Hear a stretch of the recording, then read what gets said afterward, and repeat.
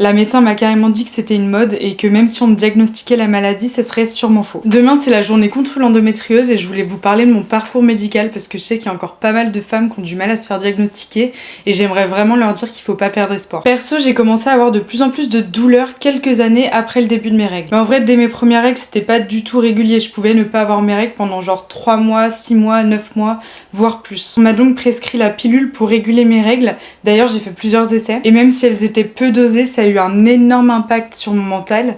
J'avais des sautes d'humeur, j'étais vraiment pas bien et mes règles étaient abondantes. D'ailleurs, la première pilule que j'ai arrêtée, elle est connue pour être très peu dosée. Et en arrêtant, j'ai eu des règles ultra abondante. Je devais changer de maxi tampon et de maxi serviette toutes les 2 heures, sachant que j'étais au lycée, c'était un enfer. Et enfin, je suis passée au stérilet hormonal. Alors ça, je trouvais ça hyper pratique, mais les douleurs, elles se sont vraiment intensifiées. Donc j'ai décidé de pas renouveler au bout de 5 ans, et d'ailleurs c'est pour ça que je devais l'enlever, parce que les gynécos soupçonnaient que j'avais mal à cause de ça. À partir de 2016, c'est vraiment le moment où les douleurs ont commencé à être de plus en plus intenses. J'ai dû aller 1 ou 2 fois aux urgences, mais j'ai vite arrêté parce qu'à chaque fois, je ressortais avec une ordonnance pour de l'ibuprofène. D'ailleurs, une fois, ils m'ont même dit que j'avais des kystes sur les ovaires, mais qu'ils pouvaient rien faire, et ils m'ont pas donné plus d'infos. J'ai quand même demandé un IRM à mon médecin, mais ça a rien donné. On m'a fait le rendu direct en me disant que j'avais rien, sans vraiment d'explication et sans me donner de solution pour la suite. Et je comprenais pas parce que j'avais vraiment de plus en plus mal et les symptômes ils s'empiraient. J'avais des douleurs, des sautes d'humeur, des migraines chroniques, de la fatigue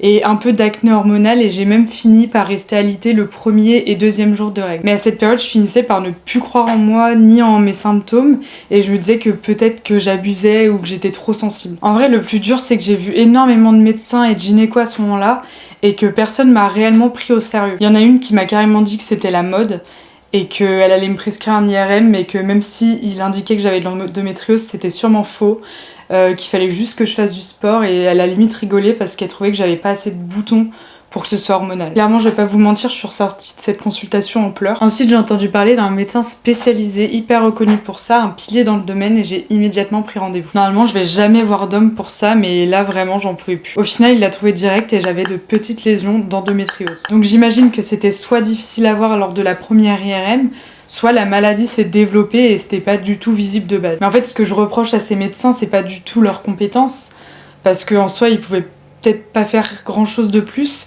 mais quand même ce que je reproche, c'est d'être resté là-dessus et de s'être dit ok, l'IRM est négatif, il y a rien, et de pas prendre en compte que moi j'avais toujours des douleurs. D'ailleurs, je sais pas si vous le saviez, mais il n'y a pas de rapport entre la taille des lésions et la douleur que vous pouvez ressentir. Donc même si vous avez de petites lésions, vous pouvez avoir de grosses douleurs. Bref, lui il m'a conseillé de voir une diététicienne nutritionniste spécialisée, une kiné et une gynéco. D'ailleurs, merci à lui parce que ça m'a tellement soulagée de comprendre ce que j'avais et pourquoi je souffrais, et de comprendre que c'était pas dans ma tête. En plus, il m'a super bien expliqué les démarches et tout, bref, c'était super. Ensuite, j'ai pris rendez-vous avec une diététicienne nutritionniste spécialisée, une gynécologue et une kiné. Malheureusement, la kiné a annulé et moi je déménageais après, donc j'ai pas pu reprendre rendez-vous. Malheureusement, maintenant, tous les médecins et gynécos, ils me disent de prendre la pilule en continu et que c'est la seule solution. Et moi, j'ai un traumatisme avec la pilule, surtout que là, ça en continue. Et j'avoue que moi, dès qu'on m'a retiré la pilule et les stérilets, je me suis sentie beaucoup mieux. Je sais pas trop comment expliquer, mais je me sens beaucoup plus connectée à mon corps, et même mentalement, c'est le jour et la nuit. Le pire, c'est que je sais qu'ils ont raison, et que pour l'instant, c'est le seul moyen de limiter la maladie, et encore, ça fonctionne pas toujours. Mais j'avoue que j'ai totalement perdu confiance en ce système, vu comment j'ai eu du mal à avoir des réponses. Parce que je me dis que si j'avais pas insisté, et si j'avais pas vu ce spécialiste, je saurais toujours pas ce que j'ai. Alors perso, de mon côté, bien sûr, je fais de mon mieux. J'ai arrêté de boire de l'alcool.